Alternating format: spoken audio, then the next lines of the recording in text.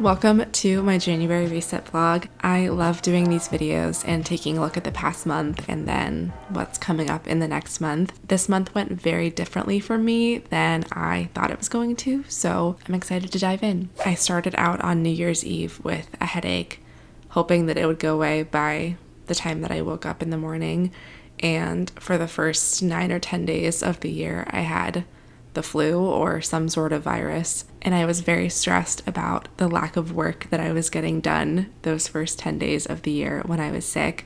I had deadlines, I had editing clients that I needed to get done, and I did, but it was not fun to, one, have to work while I was really sick, but I really wanted to, and two, know that I was really excited to have like this go start to the year. But at the same time, I picked rest as my word of the year for 2023, and I think my body was like, we're going to make you rest, because we know you are not going to rest unless you have a reason to. So I rested, and honestly since then, because I've been better for a couple weeks now, I've still been taking it slower, and I'm happy with that. I'm really actually excited about it because I've been spending a lot more time on this here couch that I'm filming on.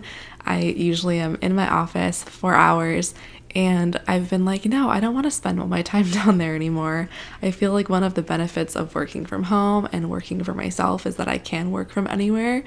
And in the summer and the warmer months, I'm really good about sometimes going to the library or a bookstore or a cafe to work, and in the winter I just can't bring myself to face the cold. So even if it sounds silly, I'm kind of excited that I've been spending more time being comfortable on the couch and doing some work here as well as in my office too. So even though it was a slower start to the year and the first 10 days of being pretty sick was really not enjoyable, I'm glad that my body made me rest.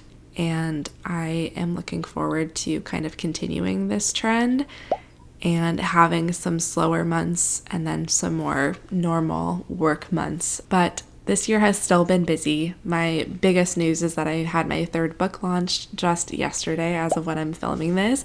So Girl Made of Glass came out officially into the world. Finally, it is my third poetry book. If you are new to me and to this channel, I write mental health poetry, and I've been sharing my work online for around 7 years now. And this is my beautiful book. It's called Girl Made of Glass. It's gorgeous, and I hope that you love it. So if you like poetry, if you experience self-doubt and overthinking and insecurity, this book touches on fears and relationships and how all of these things can kind of haunt us and hold us back. And the whole last section is a chapter on self-love. I'm just so excited for all of you to read it. So that's my big news and my big launch that happened this month, which is really exciting. I realized as I went to film this that one of my goals last year for many of the months was to read every single day. And this month I have not read a book for fun at all. And so as I was filming this, I was like, I need to sit down and read some because I haven't. And I have this stack of library books that I got out that I just haven't touched yet. And so I want to bring that back for February for sure and do more reading. I do poetry editing as part of the work that I do.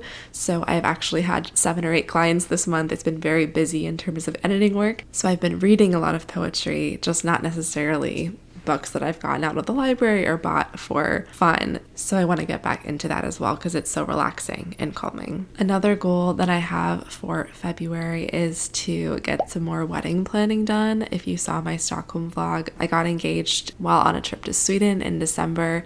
And this month we got a couple of the big things off of our list in terms of venue and photographer, trying to both take it slow and not get stressed about it, but also check some more things off the to-do list there. So if anyone has any wedding planning tips for me or just some like calming advice, I would welcome that for sure in the comments. Another one of my goals that we did the last couple of months of 2022 was trying something new every single week of the month. December was busy with the holidays, so I would say we kind of accomplished that. I mean, we did a big trip to Sweden, and then in January with me being sick, we didn't really do anything different.